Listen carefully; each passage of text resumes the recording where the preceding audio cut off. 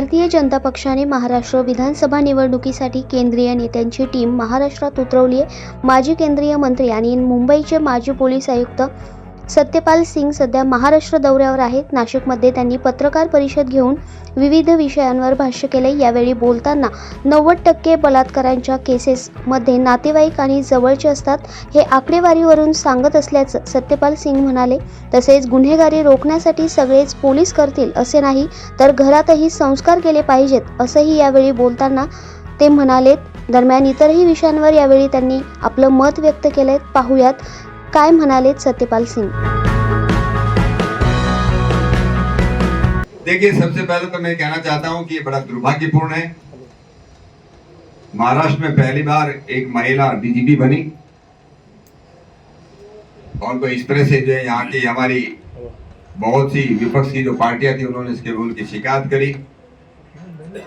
लेकिन एक बात के लिए मैं इलेक्शन कमीशन ऑफ इंडिया का भी स्वागत करता हूं कि कल को विपक्ष की जो पार्टियां हैं जो बार बार ये करती हैं, जब भारतीय जनता पार्टी महायुति जीतेगी कि इलेक्शन कमीशन गड़बड़ करता है, इलेक्शन कमीशन पक्षपात करता है, ईवीएम मशीन में गड़बड़ है। अब उनको ये मौका, मुझे विश्वास है कि उनको ये ऐसे उनका करने का नहीं मिलेगा, क्योंकि मेरा पूरी खातरी है कि इलेक्शन के बाद जब 23 तारीख को रिजल्ट आएगा, महायुति सरकार, महायुति की जो पार्टी है, जो जितने वो सब प्रचंड बहुमत से जीत के आएगी। मागच्या लोकसभा इलेक्शनला महायुतीला मोठा फटका बसला होता।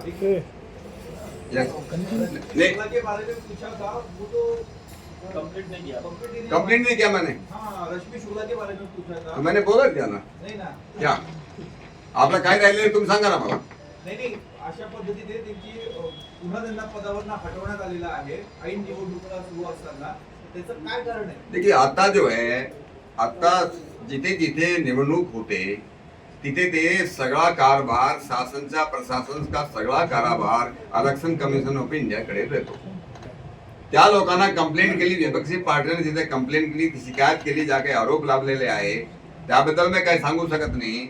पण त्यांची शिकायताचा संज्ञान घेऊन इलेक्शन कमिशनने तिचा ट्रान्सफर केलेला आहे। लेकिन इससे त्यांचं अभिनंदन केलं तुम्ही, जो है वो डिमोरलाइज हो जाती है। जो आपने इलेक्शन कमीशन का तो अभिनंदन कर दिया, लेकिन साथ साथ जो गलती हुई, क्या देखते हो, क्या वो गलत है रश्मि शुक्ला का एक्सटेंशन करना? देखिए, मेरा ये कहना है कि उसके बारे में, उसका एक्सटेंशन हुआ क्या हुआ उसके बारे में नहीं, मेरा कहना ये है, देखिए ये सरकार का अधिकार है, राज्य सरकार का अधिकार है। यूपीएससी से पैनल बन करके आता है, 3 लोगों का पैनल जाता है, उसमें से जो नाम आते हैं, यूपीएससी से रिकमेंडेशन आती है, उसके बाद राज्य सरकार उसको करती है। लेकिन मैं कह रहा हूं कि लोगों को ये देने के लिए कि ये फ्री एंड फेयर इलेक्शन होंगे, स्वतंत्र इलेक्शन महाराष्ट्र के अंदर होंगे, उसके लिए मैंने कहा कि जो इलेक्शन कमीशन का जो निर्णय है उसका मैं स्वागत करता हूँ। जो हुआ तो मैं पहले कहा, वो दुर्भाग्यपूर्ण है। रश्मि शुक्ला का ट्रांसफर करना ये दुर्भाग्यपूर्ण है, ये मैं कह रहा, ये मैंने पहले कहा है आपको। नेक्स्ट, असरुद्दीन ओवैसी ने कहा है कि बीजेपी सरकार की नाकामी छुपाने के लिए वो धर्म का इस्तेमाल कर रही है। देखिए, मुझे मालूम नहीं कि ओवैसी का मतलब धर्म से क्या है।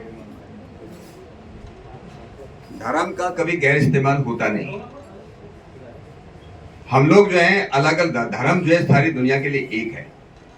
ये दूसरे रिलीजन तो हो सकते हैं, लेकिन धर्म का इस्तेमाल करना, जैसे मैंने पहले कहा, अपनी आस्था पर, अपनी संस्कृति पर, अपनी परंपरा पर विश्वास करना, उसको आगे बढ़ाना, ये कोई दुरुपयोग नहीं है। मैंने पहले कहा है, हमारे देश का संविधान भी है, हमारी जो सरकार है वो पंथ निरपेक्ष हो सकती है, धर्म निरपेक्ष नहीं हो सकती है। संस्कार देना ही चाहिए बच्चों को, जीवन मूल्य देना ही चाहिए, वही जीवन मूल्य वही है, सच बोलना सिखाना चाहिए, ये उसको करें। उन्होंने ये भी कहा है कि बीजेपी सरकार हिंदू और मुस्लिम में झगड़ा लगाने की कोशिश कर रही है। वो क्या कर रहे हैं? देखिए, जो उनके जो गलत बयान उनके आते हैं, भारतीय जनता पार्टी, जैसे मैंने कहा, सबका साथ है, सबका विश्वास है। मैं एक उदाहरण म्हणून आपल्याला सांगतो। मेरा जो कॉन्स्टिट्युएंसी थी बागपत लोकसभा है उत्तर प्रदेश में, अपने जिले का उदाहरण सांगतो। तिथे मुस्लिम पॉप्युलेशन, मुस्लिम जनसंख्या जो है फक्त 23% है, 23%। केंद्र सरकार की जितनी लाभकारी योजनाएं हैं, वेलफेयर स्कीम्स हैं, उसका 48% जो है जो फायदा है वो मुस्लिमों को गया। हमारी सरकार ने जितने जो स्कॉलरशिप बढ़े हो उसको आप देखिए। हम लोग तो भेदभाव करते ही नहीं है, पहले ही भेदभाव करते थे। कांग्रेस के लोग भेदभाव करते थे कि हिंदू और मुस्लिम की भेदभाव करते थे, उसी के नाम पर जो इस देश को बांटने का काम किया गया है। हमारी पार्टी नहीं करती है। अन्य प्रधानमंत्री मोदी जी ने किया ना, हमारी महायुति सरकार ने किया। गए 6 महीने में महाराष्ट्र में महिलाओं के ऊपर अलग अलग तरीके से अत्याचार हुए, एब्यूजमेंट, रेप वगैरह बहुत सारे किस्से हुए। उसके बारे में क्या कहना है? आप बोल रहे सुरक्षितता हमारा प्रथम प्राधान्य है, छोटे छोटे बच्चियों के ऊपर भी रेप हुए थे। देखिए, शायद आपको पता नहीं, मालूम है कि नहीं, पत्रकार म्हणून आपल्याला माहिती असेल, मोर देन 90% रेप केसेस, बलात्कार के केस, मोर देन 90% बोल रहा हूं मैं। अरे माझे आकडे नाही, एनसीआरबीचे आकडे आहेत, नॅशनल क्राइम रिकॉर्ड ब्युरोचे आकडे आहेत। त्यामध्ये आरोपी अपने जान पहचान वाले, अपने जो है बॉयफ्रेंड हो सकते हो, रिश्तेदार हो सकते, वो है। देखिए, क्राइम को रोकने के लिए केवल मात्र अगर हम ये कहने लगे कि केवल पुलिस जो है सारे अपराध को रोकने की संभव नहीं है, उसको समाज को आगे आना पड़ेगा। मैं ये कह रहा हूँ, एक इंसिडेंट हो गया कहीं, एक इंसिडेंट हो गया, मान लीजिए आपने रेप की बात कोई करी, मान लीजिए किसी कोई जो है कोई जज भ्रष्टाचार में पकड़ा गया, या कोई टीचर पकड़ा गया, या कोई डॉक्टर पकड़ा गया, कम कह देंगे सारा जुडिशरी खराब हो गया, सारी जुडिशरी भ्रष्ट है। वो जो इशू गवर्नमेंट ने जो तरफ से सॉल्व करना चाहिए थी उसकी मैं बात कर रहा हूँ। नहीं, पर्टिकुलर केस का मुझे मालूम नहीं कौन सा केस है, मतलब जैसे कंप्लेंट लेने में डिले कर दिया, ये वो नहीं हो सकता है किसी केस में हुआ, मैं सिस्टम की बात कर रहा हूँ। मैं उसको डिफेंड नहीं करता अगर कहीं पर्टिकुलर हुआ हो, लेकिन मेरा कहना ये है, अगर कोई एक्सप्रेस वे पर हम यहाँ जो है नासिक से मुंबई जा रहे हैं और उस पर एक्सप्रेस कहीं पर जो है मान लीजिए कोई एक्सीडेंट हो गया, हम ये तो नहीं कह सकते कि यहाँ ट्रेवल करना, यात्रा करना जो है सुरक्षित हो गया। नहीं, मैंने ऐसा नहीं, मैं ये कहा है, मैंने उसको थोड़ा समझो। मैंने कहा कि जो जान पहचान वाले रिश्तेदार लोग ऐसा करते हैं, रेप केस होते हैं, जब तक हमारे घरों में संस्कार नहीं आएंगे, जीवन मूल्य बच्चों को नहीं सिखाई जाएंगे, परिवार में वो बातें नहीं होंगी, तब तक पूरा उसको खत्म नहीं किया। ये मैं कह रहा हूँ, ये मेरा कहना था, तो उसको इसलिए मैंने उसको वो नहीं कहा मैंने। जैसे कि आपने कहा परिवारवाद की बात की है, तो अभी महाराष्ट्र में भी कुछ सीटें दी गई है, उनकी बेटी और पत्नी को दी है, उसके बारे में क्या करेंगे? भाई देखिए, कोई पॉलिटिक्स को परफेक्ट नहीं होती जी, कोई पॉलिटिक्स परफेक्ट नहीं होती, कोई सिद्धांत नहीं, वो नहीं होता, सारी बातें देखना पड़ता है। अंतिम उद्देश्य क्या है हमारा? अंतिम उद्देश्य है सरकार बनाना, जीतना, हमारी हर एक सीट जीतनी चाहिए। उसके लिए कई बार करना पड़ता है, हम लोगों को थोड़ा बहुत जो है कंप्रोमाइज करना पड़ता है, जीवन में भी करना पड़ता है, व्यक्तिगत जीवन में भी करना पड़ता है। अब पॉलिटिक्स में तो बहुत बार, कई बार करना पड़ता है। हाँ जी, मानते हैं कि अगला सीएम एकनाथ शिंदे ही होंगे या चेहरा बदला जाएगा? ये मेरे उसके बोलते अख्तियार की बात नहीं है, इस पर कोई भी टिप्पणी देना मेरे लिए, मेरे अधिकार क्षेत्र से बाहर की बात है। अभी हमारे सीएम श्री एकनाथ शिंदे हैं, ये मुझे मालूम है। नहीं, क्योंकि आप बीजेपी पार्टी का चेहरा है, तो आप नहीं चाहते कि आपकी पार्टी का अगला सीएम हो? देखिए, कुछ बातें जो सारी बातें थोड़ी पब्लिकली की जाती है। बीजेपी का एक नारा है, बटोगे तो कटोगे, इसके ऊपर क्या बोलना चाहते हो? देखिए, ये मैंने कहा है, ये जो बात मुझे नहीं मालूम कौन सा नारा बता रहे आप।